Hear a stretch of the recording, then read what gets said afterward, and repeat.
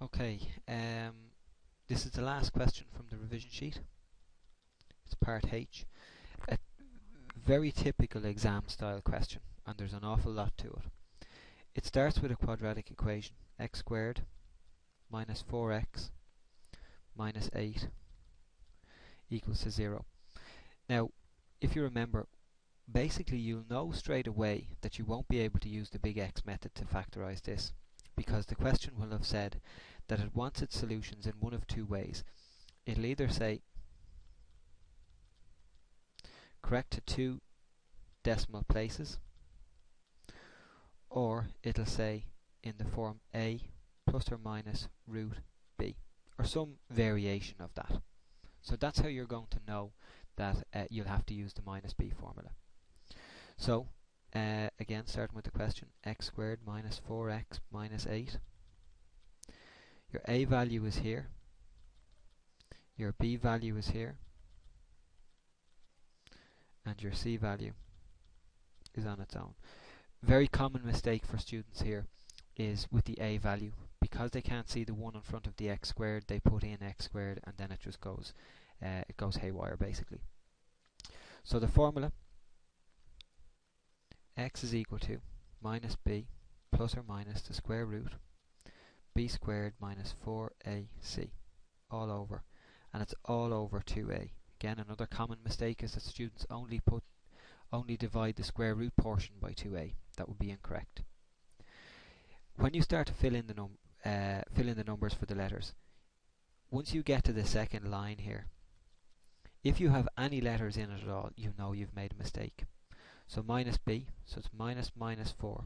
Again, another common mistake is students mistake that minus with that minus. They are two separate minuses and should be treated as such.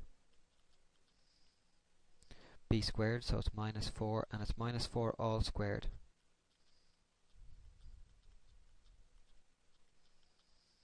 And again, it's all over 2 times a, or 2 times 1.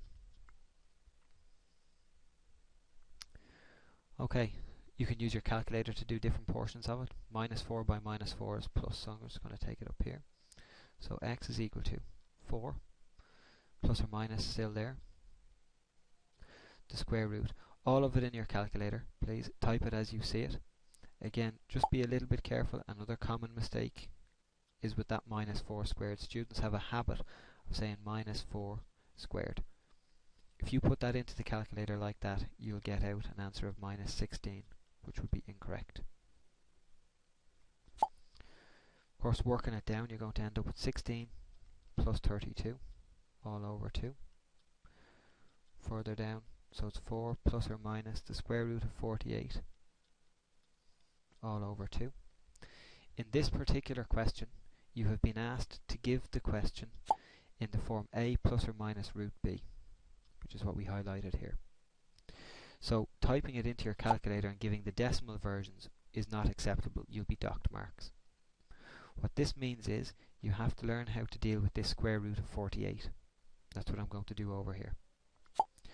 So the root of 48 can be written as the square root. Get two numbers that multiply to give you 48.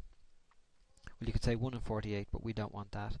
You could say 2 goes into it, 3 goes into it. There's lots of different factors that you could use. The appropriate ones, or the ones you need to look for, is the one where you get one of the numbers is a perfect square. A perfect square number is a number that can be square rooted, and that will give you a whole number. And the reason you choose that is because there's a rule. Sorry about that. There's a rule in maths that says you can break up a square root like that. So the square root of 4 is 2, and the square root of 12 stays as it is. However, a better way to have broken that up would have been to take your square root of 48 and to say that it's the square root of 16 by 3. So it's a higher perfect square, which will give you root 16 by the root of 3, so it's 4 root 3. You take that 4 root 3 and you put it back in for the root of 48, and the question drops down. So x is going to equal to 4 plus or minus, instead of root 48, we've got our 4 root 3. and it's still all over 2. Then the 2 will, because the 2 can divide into both elements above the line, you can shrink it down and you'll end up with 2 plus or minus 2 root 3. And there's your final solution. Of course, again lads, you can always check if you're right. Take one of there's 2 roots there, so one of the roots is 2 plus 2 root 3 and the second root is 2 minus 2 root 3.